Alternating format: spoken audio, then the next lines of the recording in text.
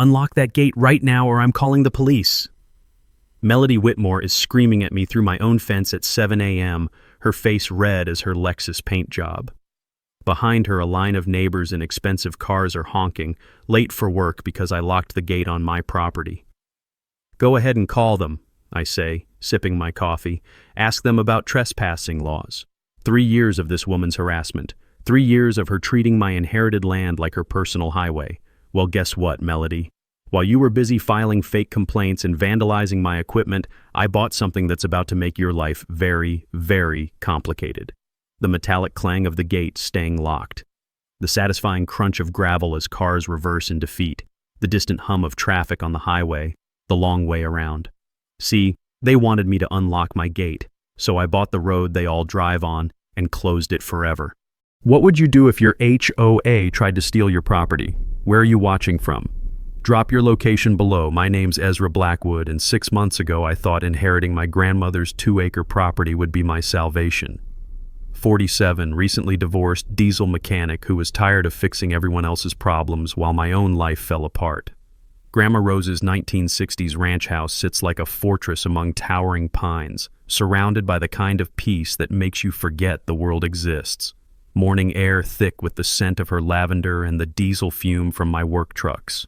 What I didn't realize was that my little slice of heaven holds the key to Willowbrook Estates, 47 McMansions where the mortgage payments exceed my annual income. Back in 1985, some developer cut corners. Instead of building proper access through HOA land, they sweet-talked Grandma into a handshake deal, letting them cross 37 feet of her property corner. No paperwork, no easement, just neighborly trust. Grandma installed the gate in 2019 after vandals trashed her garden shed 3 times. Smart woman gave the code to emergency services and postal workers. The gate wasn't about keeping good people out. It was about keeping trouble out. Then I met Melody Whitmore. Picture a 52-year-old woman who measures grass height with rulers and times trash can placement with stopwatches. Pearl white Lexus SUV, $800,000 Colonial, 6 years as HOA dictator. Her husband Brad's some insurance big shot, no kids, and way too much time to terrorize 47 families. The sharp rat-a-tat-tat of designer heels on my porch, like a woodpecker with anger issues. Week 3, 7 a.m. door-pounding session. That gate stays unlocked 24/7, she announced. Not asked. Announced. For resident convenience and property values. I offered the emergency code, explained it was private property. Her face transformed from fake sugar to pure acid. Listen carefully, grease monkey, she sneered, eyeing my work clothes. I don't negotiate with people who don't belong in decent neighborhoods. Unlock it, or I'll bury you in legal fees until you're living in that rusty truck. The metallic slam of my screen door as she stormed off. That night, I found Grandma's papers. Original 1960 survey, crystal clear property lines. The developer's road crosses my land. No recorded easement anywhere in county records. My lawyer, Sarah Martinez, laughed when I showed her. Son, they've been trespassing for 40 years. You could lock that gate tomorrow and there's not a damn thing they could do legally. But Melody wasn't done. Day 4, anonymous complaint to the county about my illegal commercial vehicle storage. My work trucks parked on my own driveway. Day 6, noise complaint about diesel engines at 6:30 a.m. Day 8, EPA complaint about my compost pile being illegal dumping. The satisfying thud of complaint letters hitting my kitchen trash can. Each complaint required official responses, wasted county resources, and proved one thing. Melody Whitmore would rather burn the neighborhood down than admit she was wrong. The numbers painted the picture. Willowbrook's only access crosses my land. Alternative route? 8 miles, 35 minutes instead of 12. During morning rush hour, that's the difference between getting kids to school on time and explaining to your boss why you're late again. But here's what really lit my fuse. I talked to other neighbors. Dorothy Chen whispered about $300 fines for Christmas lights staying up past January 2nd. Marcus Reed, a firefighter, mentioned Melody once threatened a lien over his mailbox being non-regulation black instead of regulation brown. This woman had turned a neighborhood into North Korea with landscaping requirements. Distant sound of leaf blowers operating in perfect synchronized timing. like some suburban military drill. So when Melody escalated from threats to actual harassment, filing false police reports and vandalizing my equipment, I realized something important. Grandma Rose didn't raise me to roll over for bullies. Time to teach HOA royalty what happens when you mess with working-class property rights. Week 4, and Melody decided to go nuclear. I'm drinking my morning coffee when the certified mail arrives. 3 pages of legal-sized fury claiming my gate was illegally blocking public access to essential services. 23 signatures from neighbors who apparently thought petition drives were more reliable than property surveys. The crisp snap of the envelope opening, like breaking the seal on Pandora's box. But here's what Melody didn't count on. I actually know how to read legal documents. My divorce taught me that lesson the hard way. Back then, my ex-wife's lawyer tried pulling the same intimidation tactics until I started doing my own research.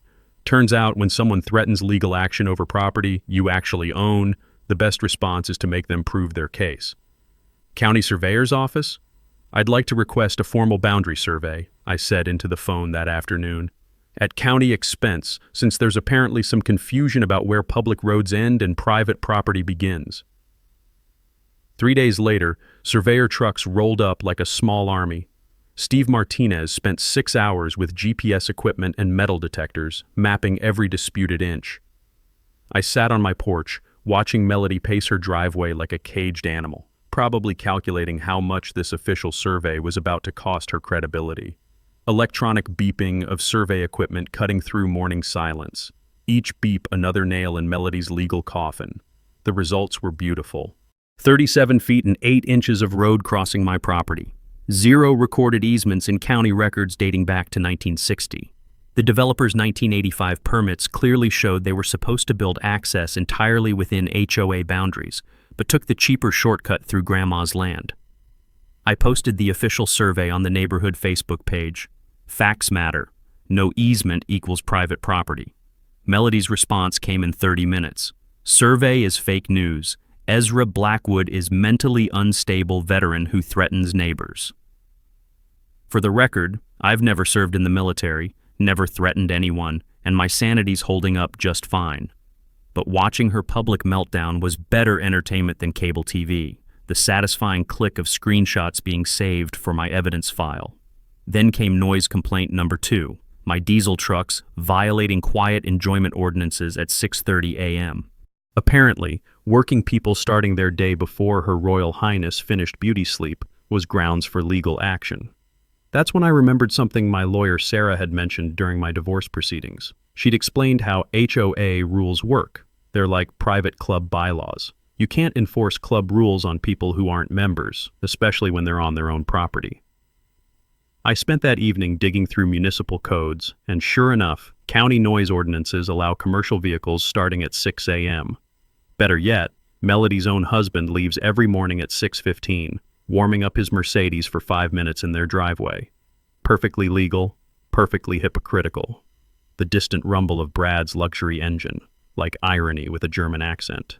County Inspector Pete Williams arrived to investigate Melody's gate complaint. 23 years of property surveys under his belt, 0 patience for neighborhood drama. He examined Grandma's permits, the survey results, and Melody's complaint with the thoroughness of a detective.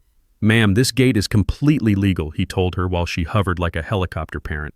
"Private property owners control access however they see fit, long as emergency services can get through." "But what about our convenience?" she demanded. Pete's deadpan response was poetry. "Convenience isn't a constitutional right. Property ownership is." That's when the neighborhood started cracking. Dorothy Chen appeared at my door with homemade cookies and a confession. "Melody told us you were some dangerous hermit," she said, shaking her head. "But you seem perfectly normal. She once threatened to fine me $300 because my Christmas lights stayed up until January 5th. Marcus Reed followed. Firefighter, built like a linebacker, soft-spoken as a librarian. "Emergency services never complained about your gate. We've got the code, works fine. Melody's been creative with the truth lately." Warm scent of Dorothy's oatmeal cookies mixing with pine-scented evening air. The Facebook war escalated beautifully. Every unhinged rant Melody posted triggered another neighbor sharing their horror story. Fines for wrong-colored mailboxes, threats over bird feeders, citations for parking infractions measured in half inches. But during my legal research binge, I discovered something that made me smile. I'd been reading about property law, specifically something called prescriptive easements. Basically, if someone uses your land long enough, they can claim automatic rights to keep using it. 20+ years of continuous use in our state. The road through my property? Built in 1985, only 15 years before Grandma's death. Legally insufficient. The satisfying scratch of pen on legal pad as I made notes. Turns out, just because someone's been crossing your land doesn't mean they own the right to keep doing it forever. Who knew that being nice to neighbors could actually protect your property rights better than being mean? Melody wanted a war over facts. Problem was, I had all the facts and she just had volume. Week 6, and Melody played her ace. Actual lawyers. The envelope from Whitman and Associates landed like a bomb. Cream-colored paper thick enough to stop bullets. Embossed letterhead that screamed, "We cost more per hour than you make per week." 3 pages demanding permanent easement rights or $50,000 in damages for intentional interference with property access. 50 grand for a gate on my own land. The weight of expensive legal paper, heavy as a mortgage payment. I'd seen this game during my divorce. Big firm, scary threats, designed to make working people fold without a fight. Back then, I'd nearly caved until my buddy Chuck Morrison introduced me to Sarah Martinez, property rights specialist who eats bullies for breakfast. "Classic slap suit," Sarah said, spreading their threat across her desk. "Strategic lawsuit against public participation. They're banking on you settling rather than fighting, even though they've got the legal standing of a house built on quicksand." Sarah's countermove was surgical precision, a preemptive quiet title action to establish my boundaries and slam the door on future claims. $3,200 well spent. But while we prepared paperwork, her paralegal Jenny made a discovery that shifted the entire battlefield. "Ezra, you need to see this," Jenny said, pointing to faded county records from 1985. The original development permits required the builder to create access roads entirely within HOA property. Look at this application. They lied to the county about their access plans. The rustle of decades-old permits revealing 40-year-old fraud. The developer had committed criminal fraud, building infrastructure on land they didn't own, then covering it up for 4 decades. Never filed easement paperwork. Never paid land use rights. Just bulldozed through Grandma's property and hoped nobody would ask questions until everyone involved was dead. "This changes everything," Sarah grinned. "They're not just trespassing. They're accessories to the original crime." Meanwhile, Melody was hemorrhaging support faster than a punctured tire. Her emergency HOA meeting to assess $500 per household for legal defense turned into a revolt. Dorothy Chen gave me the play-by-play. Janet Kowalski stood up and asked why we're paying for Melody's personal war.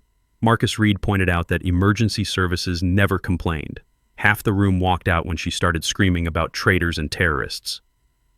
Distant sound of slamming car doors as neighbors fled their own meeting. That's when I deployed psychological warfare. Started closing the gate precisely during rush hour, 7 to 9 a.m., 4 to 6 p.m. Posted a cheerful sign. Private property. Alternative access via Maple Street available. Then I'd sit on my porch with coffee, waving like the neighborhood's friendliest crossing guard, as expensive cars executed 3-point turns of defeat. Melody's Lexus got trapped behind a school bus on the alternate route, transforming her 12-minute commute into 35 minutes of gridlock hell. The satisfying click of gate locks engaging just as Mercedes' engines started warming up. The pressure cracked them faster than expected. 3 families approached privately, offering monthly access fees, to restore their shortcut privileges. The Hendersons offered $50 monthly. The Patels went to $75. Easy money, problem solved, everybody happy. Except, I remembered something from my divorce lawyer's playbook. My ex had tried claiming commercial use of my workshop because I occasionally charged neighbors for repairs. Pattern of commercial activity, she argued, changed residential zoning rights. Same trap here. Start charging access fees, establish commercial use patterns, complicate property rights forever. Sometimes rejecting easy money is the smartest investment you can make. The crisp sound of declined cash offers, worth more than the money itself.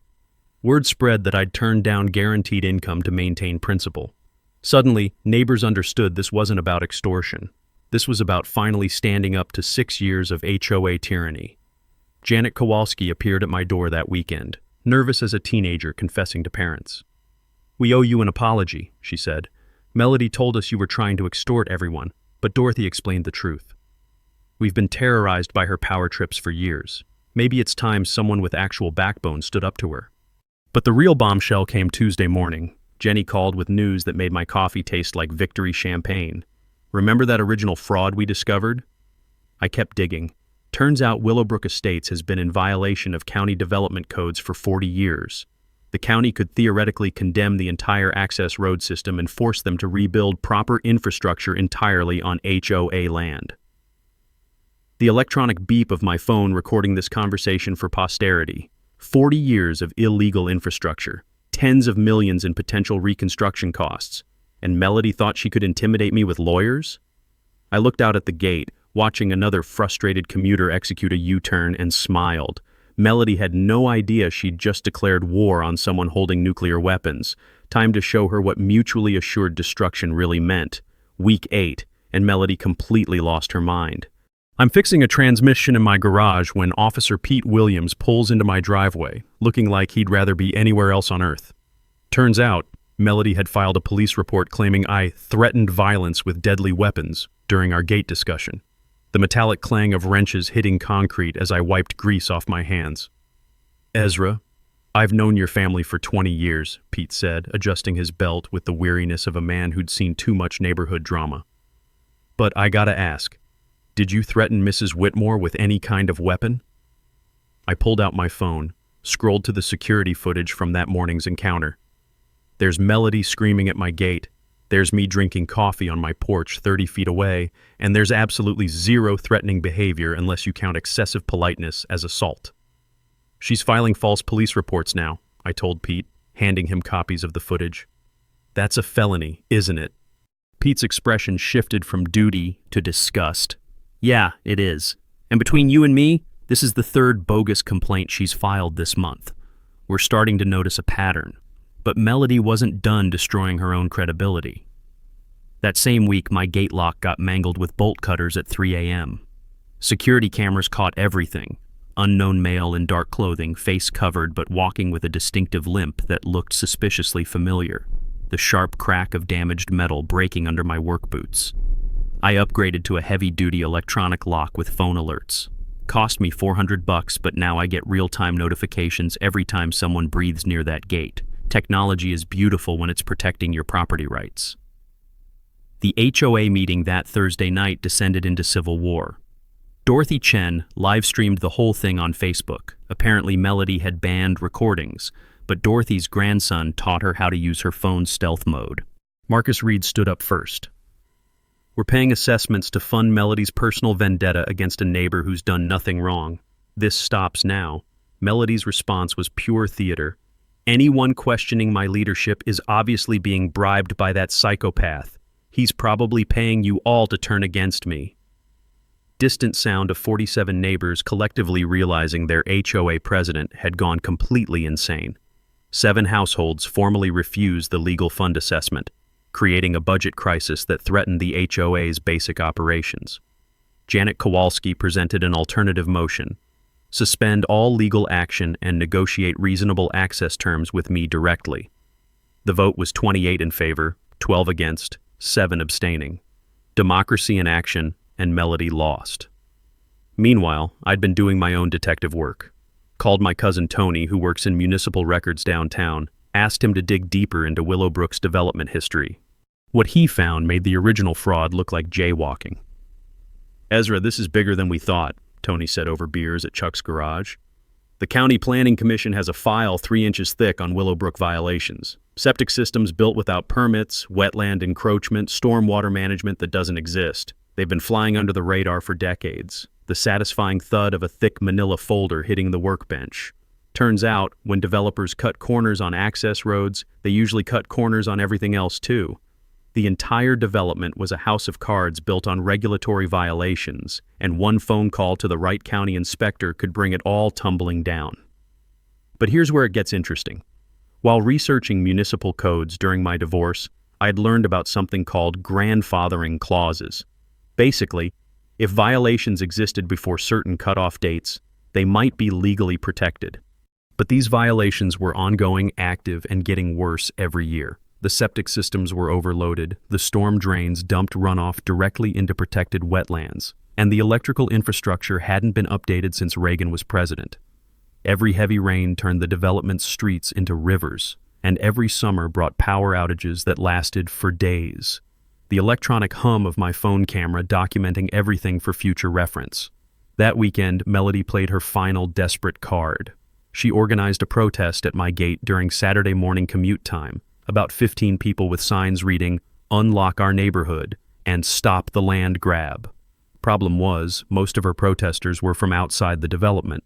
I recognized exactly 3 Willowbrook residents among the crowd.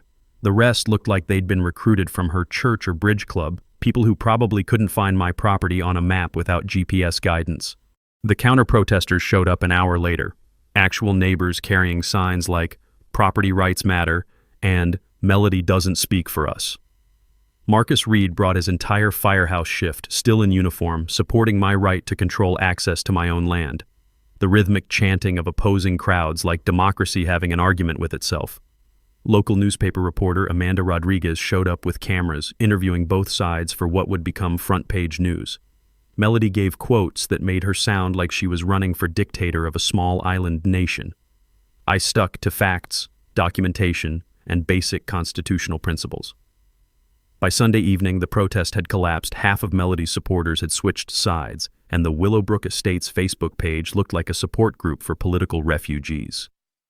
Time to end this war once and for all. Tuesday morning, and Sarah's paralegal Jenny called with news that changed everything. "Ezra, you need to get down here immediately," she said, voice crackling with excitement. "I found something that makes Melody's gate obsession look like a distraction from much bigger problems." I drove to Sarah's office expecting another permit violation or zoning issue. What Jenny showed me was financial fraud on a scale that made my gate dispute look like a parking ticket. The rustle of financial documents spread across the conference table like evidence of a crime. Green Valley Maintenance filed a mechanics lien against Willowbrook's common areas, Jenny explained, highlighting sections of legal paperwork. $47,000 in unpaid landscaping bills from 2022 and 2023. Storm damage cleanup, tree removal, emergency repairs, all authorized by Melody without proper board approval or budget allocation. The timeline was damning. Major storm hits in September 2022, trees down everywhere, blocking roads and damaging property. Miguel Santos from Green Valley responds within hours, working around the clock to clear debris and restore access. Melody signs work orders totaling nearly $50,000. Then she simply doesn't pay. The sharp scratch of highlighter marking unpaid invoices dating back 18 months. But here's the real kicker, Jenny continued, pulling up HOA meeting minutes. Melody hid the debt from homeowners. Look at these budget reports. She listed the contractor payments as completed while using assessment money for legal fees and personal expenses instead. Sarah leaned back in her chair, whistling low. That's embezzlement. She took money designated for legitimate expenses and spent it on her personal vendetta against you. The mechanic's lien paperwork told the whole story. Miguel Santos had followed every legal requirement. Preliminary notices, deadlines, proper filings. He'd even offered payment plans and reduced settlements. Melody ignored everything, probably hoping he'd just go away. If this lien proceeds to foreclosure, Sarah explained, Green Valley can force sale of all common areas to collect their debt. Playground, walking trails, entrance landscaping, everything that makes this a desirable neighborhood could be sold to developers. The electronic hum of the copy machine processing evidence that could destroy an entire community. I thought about my conversations with Miguel during those early weeks when Melody was harassing me. He'd seemed like a decent guy running a family business, the kind of contractor who shows up when emergencies happen and sends bills later because people need help immediately. There's more, Jenny said, pulling out another folder. I found receipts for luxury hotel stays charged as HOA conference expenses and personal shopping sprees listed as office supplies. We're looking at $75,000 in financial irregularities over 2 years. The full picture crystallized like frost forming on a windshield. Melody's desperate legal campaign wasn't about gate access or property rights. It was about covering up financial crimes that could send her to prison. She needed revenue from access fees to secretly pay down HOA debt before anyone discovered her embezzlement. The satisfying click of puzzle pieces falling into place inside my head. What happens if the lien goes to foreclosure? I asked. Worst case scenario? Common areas get sold to strip mall developers, Sarah said. Best case? Emergency assessments of $1,000 or more per household to cover the debt. Either way, property values crash harder than Melody's credibility. I sat there processing the implications. 47 families facing financial ruin because their HOA president decided playing dictator was more important than paying bills. Kids losing their playground, neighbors losing walking trails, an entire community destroyed by one person's ego and criminality. What about Miguel? I asked. Is he willing to work with the community on payment plans? Jenny smiled. I already called him. 20-year family business, stellar reputation, never had payment issues before Melody. He's open to reasonable settlements if the HOA addresses this honestly. But that was the problem. Melody couldn't address anything honestly because honesty meant admitting to crimes that carried prison sentences. She was trapped in a web of lies that kept expanding, and my gate had become her escape route. The distant sound of traffic on the highway, the long route that everyone might be taking permanently if this community collapsed. I looked at the financial documents scattered across the table, evidence of a woman so desperate to maintain control that she'd rather destroy the thing she was supposed to protect. Time to decide whether I wanted revenge against Melody or justice for the neighborhood. Because in about 45 days, this was all going to become very, very public. That evening, Dorothy Chen knocked on my door with a thermos of coffee and the look of someone ready to start a revolution. We need to talk, she said, settling into Grandma's old porch swing like she'd been planning this conversation for weeks. About Melody, about the HOA, and about why you're probably the only person in this neighborhood with enough backbone to fix what she's broken. The gentle creak of the porch swing mixing with evening cricket songs. Turns out, Dorothy had been quietly building her own intelligence network. 6 years of Melody's reign had created an underground resistance of neighbors who whispered in grocery store aisles and shared horror stories over backyard fences. She'd been documenting everything, every bogus fine, every threatening letter, every abuse of power. Marcus wants in, Dorothy continued. So does Janet. We've got a CPA, a firefighter, and a retired teacher ready to take down a dictator. Question is, are you willing to lead the charge? The next morning, my kitchen became War Room Central. Marcus Reed brought municipal contacts and knowledge of emergency services procedures. Janet Kowalski arrived with her laptop and the kind of forensic accounting skills that make embezzlers wake up in cold sweats. And Miguel Santos, the contractor Melody had been screwing over, showed up with documentation that could bury her legally. The warm smell of fresh coffee mixing with the sound of papers shuffling and printers working overtime. Sarah laid out our three-pronged strategy like a general planning D-Day. Legal, maintain my property rights while offering reasonable community solutions. Financial, expose Melody's embezzlement and stabilize the HOA before it collapsed. Community, remove her from power while preserving neighborhood harmony. Janet, I need you to audit everything, Sarah said, spreading financial documents across my kitchen table. Every receipt, every assessment, every expense report. If she's stealing money, we need documentation that'll hold up in court. Janet's preliminary findings were worse than we'd imagined. Beyond the unpaid contractor bills, she'd discovered miscellaneous expenses totaling $23,000. Hotel receipts for conferences that didn't exist. Shopping sprees charged as office supplies. Cash advances on HOA credit cards for personal use. The electronic clicking of calculator keys adding up years of financial crimes. But the real breakthrough came when I remembered something from my divorce research.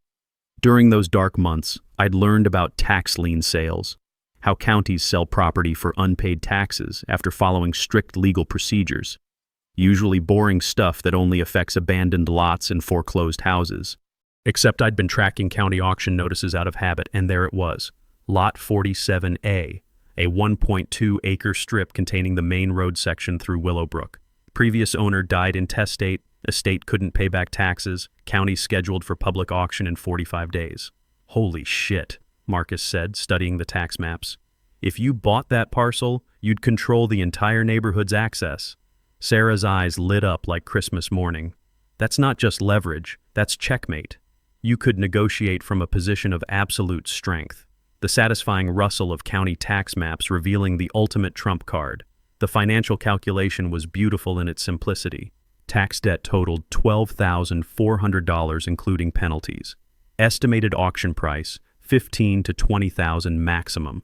For less than the cost of a decent used car, I could own the infrastructure that 47 families depended on daily. But this wasn't about revenge anymore. Miguel Santos sat at my kitchen table explaining how 20 years of honest business was being destroyed by one woman's refusal to pay legitimate bills. He'd done emergency storm cleanup, probably saved lives, and got screwed for being a good neighbor. "I just want what I'm owed," he said quietly. "Fair payment for honest work." Is that too much to ask? Dorothy coordinated our community outreach through what she called coffee diplomacy, informal meetings with concerned neighbors who were ready for new leadership. Marcus used his municipal connections to verify emergency services access requirements and confirm that my gate setup was completely legal. Janet prepared a financial presentation that would shock the neighborhood into action. The distant sound of neighbors' conversations becoming more hopeful for the first time in years. While my allies handled their assignments, I spent evenings researching everything Sarah had taught me about property law. The difference between licenses and easements, between borrowed privileges and permanent rights.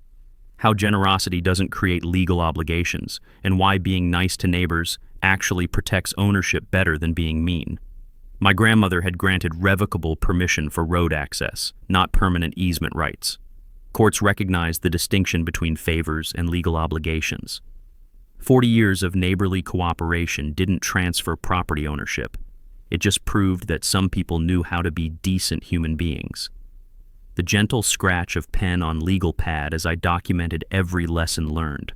By week's end, we had comprehensive case files, financial evidence, community support, and a plan that would either restore sanity to the neighborhood or expose corruption that reached all the way to criminal court.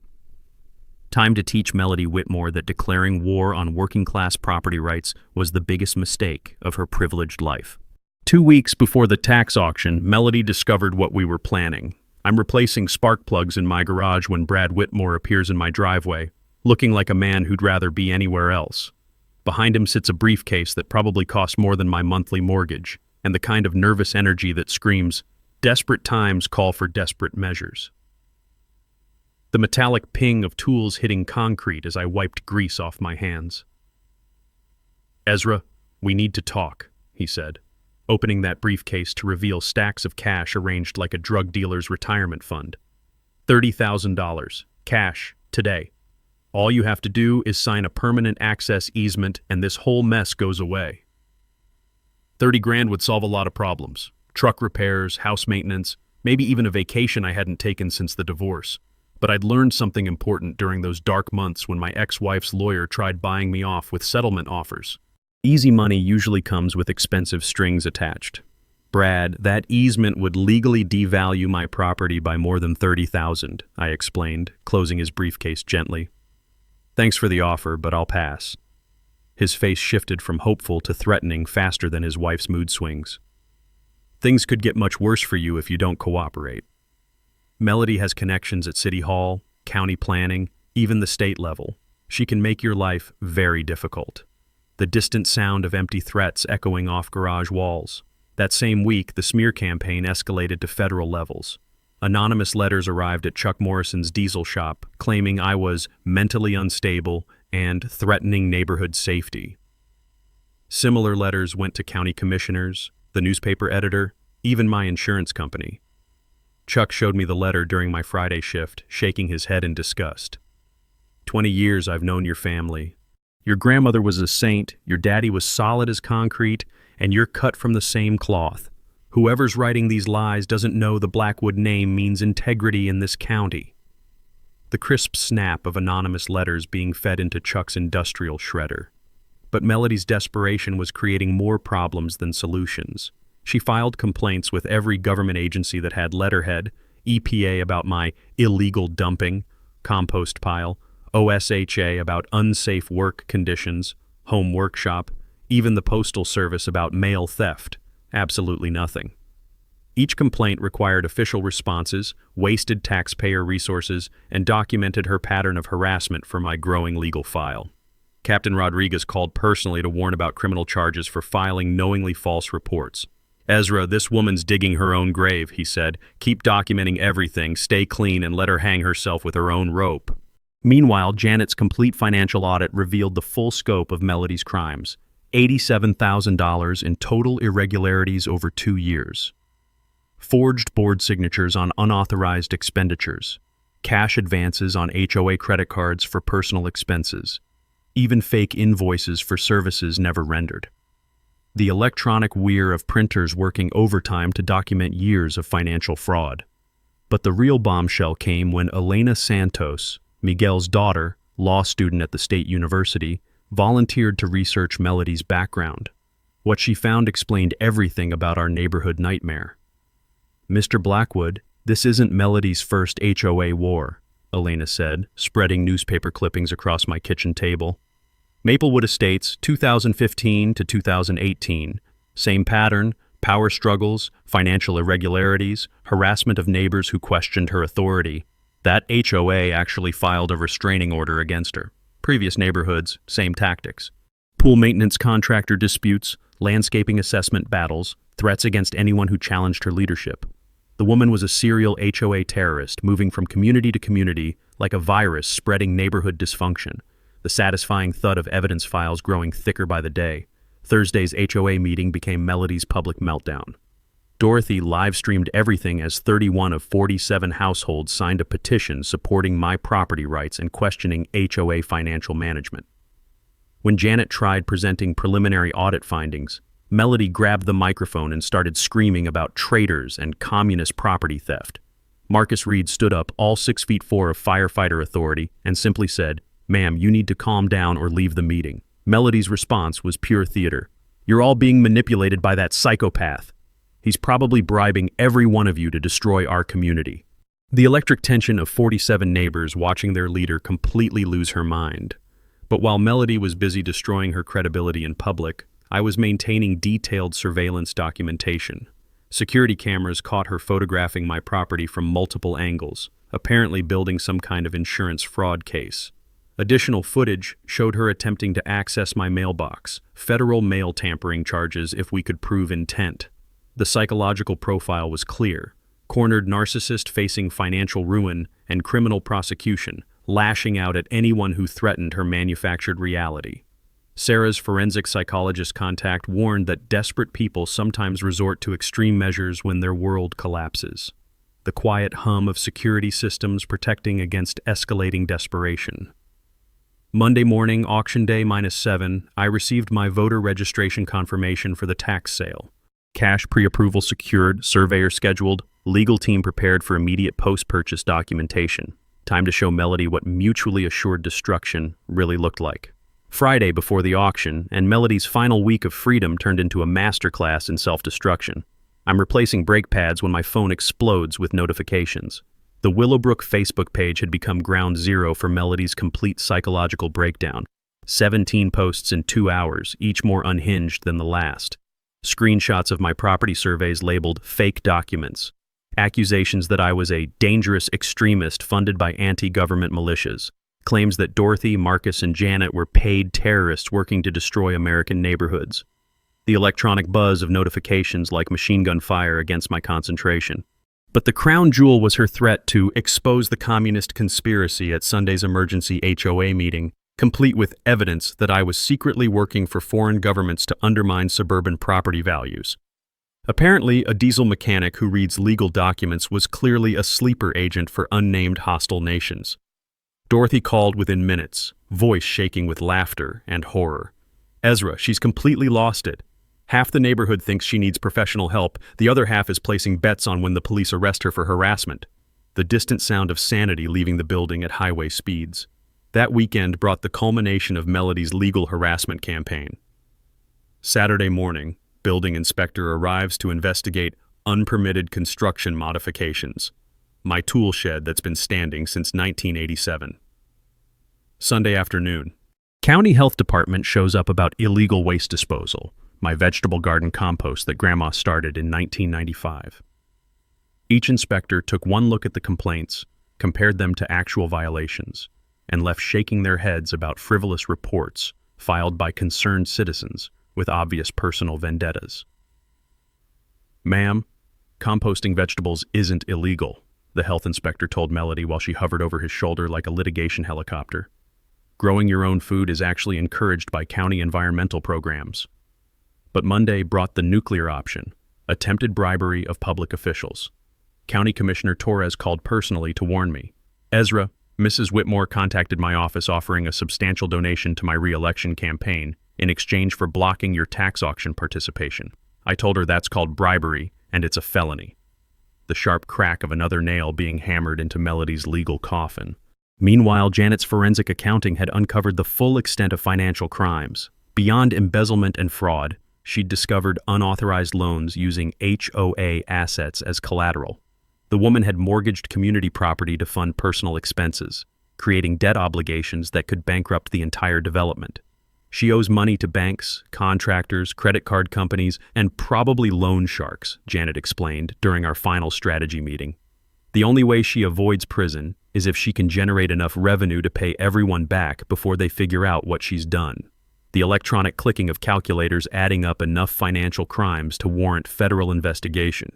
Wednesday's revelation changed everything. Elena Santos called with news that made my morning coffee taste like Victory champagne. Her law school research had uncovered something that nobody expected. Melody Whitmore wasn't even her real name.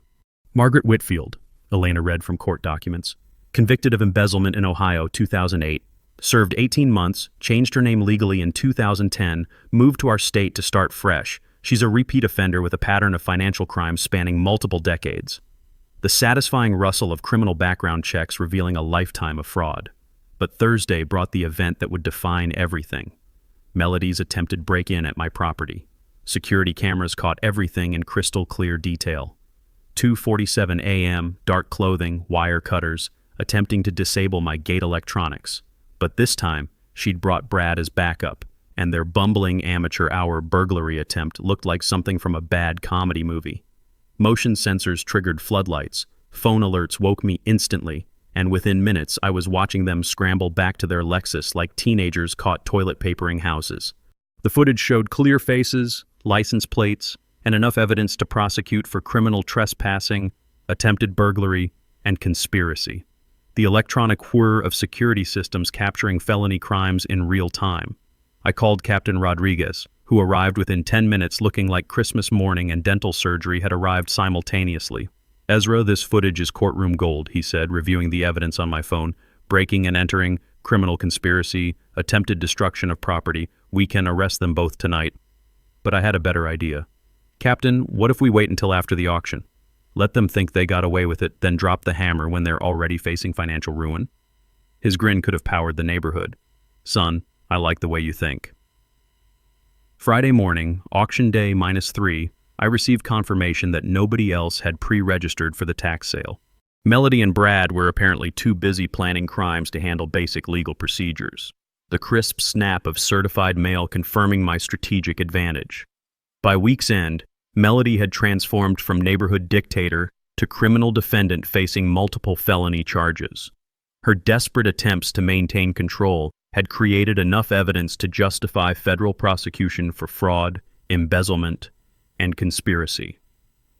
Time to end this war with the kind of victory that sends a message to every HOA tyrant in America. Auction day arrived like Christmas morning, and Judgment Day rolled into one crisp November package. County courthouse steps, 10 a.m. sharp, and the small crowd looked like a casting call for suburban drama. News vans from 3 local stations, curious neighbors with coffee cups, and Melody Whitmore, clutching a certified check like a life preserver on the Titanic. Her face had the pale, desperate look of someone who'd bet everything on a losing hand. The sharp crack of frost-covered courthouse steps under work boots, like walking on broken promises. Amanda Rodriguez from Channel 7 was setting up cameras when Sarah and I arrived with our documentation folder. Melody spotted us immediately, her eyes narrowing to slits that could cut glass. "This is illegal!" she screamed across the courthouse plaza. "He's stealing our neighborhood. Someone stop this terrorist." Brad stood beside her, looking like a man who'd watched his wife's sanity disappear in real time. holding their check with hands that shook like autumn leaves. Behind them, a handful of neighbors had gathered, some supporting, others just witnessing the final act of a 6-year dictatorship. The electronic hum of news cameras capturing every moment for evening broadcast. Auctioneer Bill Henderson called the proceedings to order with the enthusiasm of someone selling farm equipment. Lot 47A, 1.2 acres, minimum bid $12,400 for unpaid taxes, penalties, and interest. Do I hear opening bids? Melody's hand shot up like a student desperate to answer the teacher's question. 15,000! I waited exactly 3 seconds, letting the tension build like a pressure cooker reaching critical mass. 17,500. The collective intake of breath from 40 spectators watching financial warfare in real time. 20,000.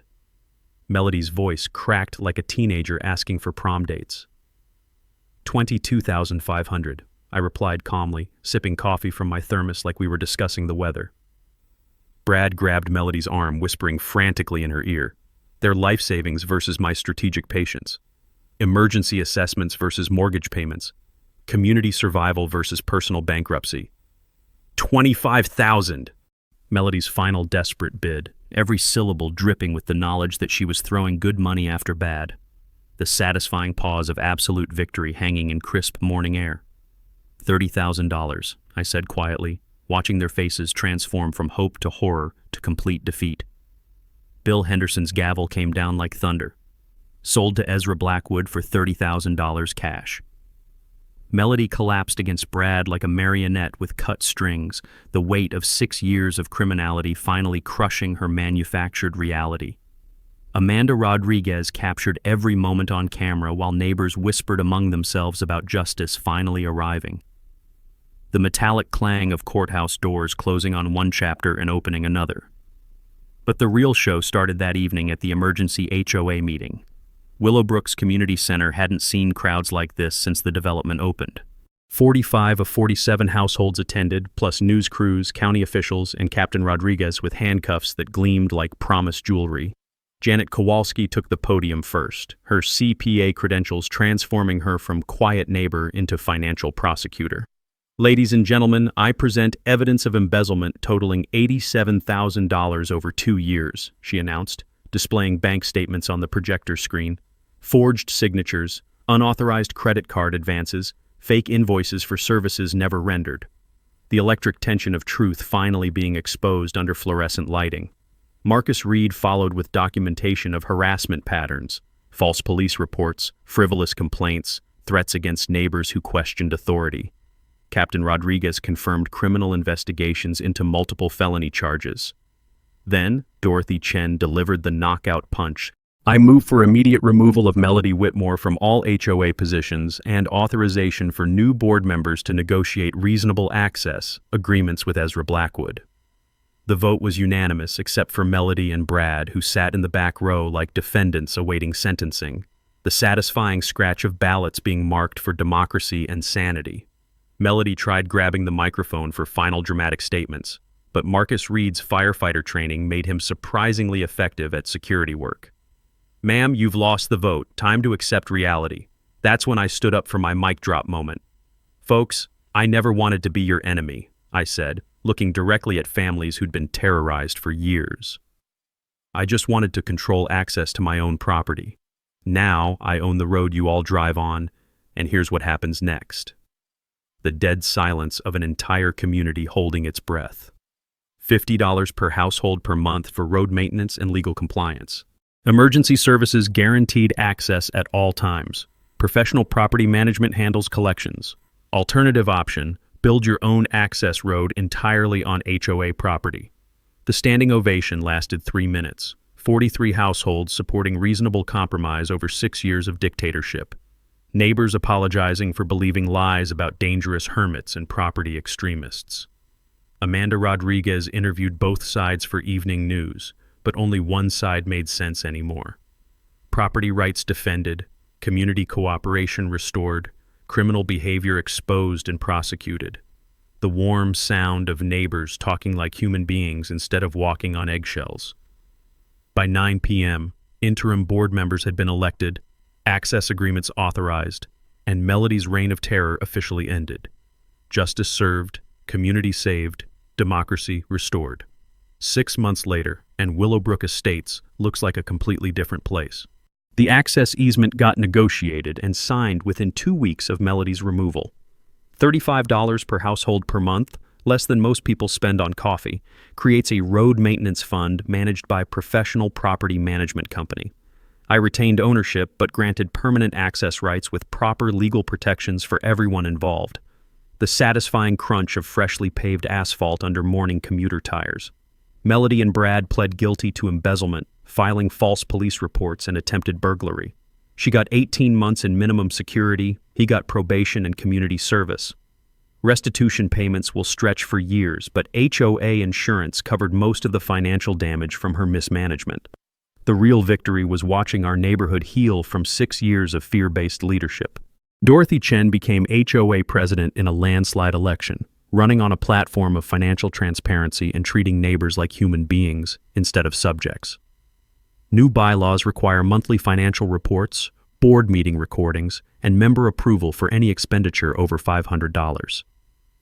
The gentle sound of laughter replacing whispered conversations at mailboxes. Property values actually increased after the conflict resolution. Turns out, potential buyers prefer neighborhoods where disputes get solved through legal process rather than personal vendettas. Real estate agents now use our story as an example of strong community leadership overcoming temporary challenges. But the best part started with leftover money in the road maintenance fund. "We've got surplus revenue," Dorothy announced at the spring HOA meeting. "What should we do with it?" My suggestion surprised everyone, including myself. Start a scholarship fund for local trade school students. Name it after my grandmother, the Blackwood Community Scholarship. Help kids learn skills that build neighborhoods instead of destroying them. The warm applause of neighbors supporting education over litigation. First recipient was Elena Santos, Miguel's daughter, pursuing her law degree with focus on property rights and community mediation. Ironic that Melody's crimes helped fund the legal education of someone dedicated to preventing future HOA abuse. The scholarship program attracted statewide attention, inspiring similar initiatives in other communities. Local newspaper coverage turned our property dispute into a case study for resolving neighborhood conflicts through cooperation rather than confrontation. The electronic hum of printing presses spreading good news instead of legal threats. My consulting business grew from neighbors recommending my problem-solving approach to friends in other developments. Turns out, lots of communities deal with similar issues. Property boundaries, easement disputes, HOA overreach. And having someone who understands both legal process and working-class common sense fills a real market need. Chuck Morrison hired me full-time as his diesel shop's equipment maintenance coordinator. Miguel Santos and I partnered on small construction projects, combining his landscaping expertise with my mechanical skills. The security camera system I installed became a side business serving neighbors who wanted protection without paranoia.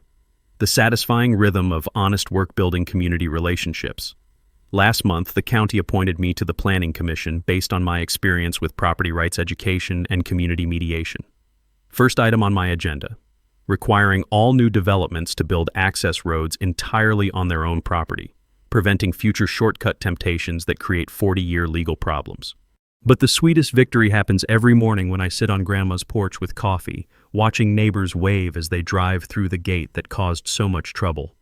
Kids walk to school along sidewalks that got repaired with maintenance fund money.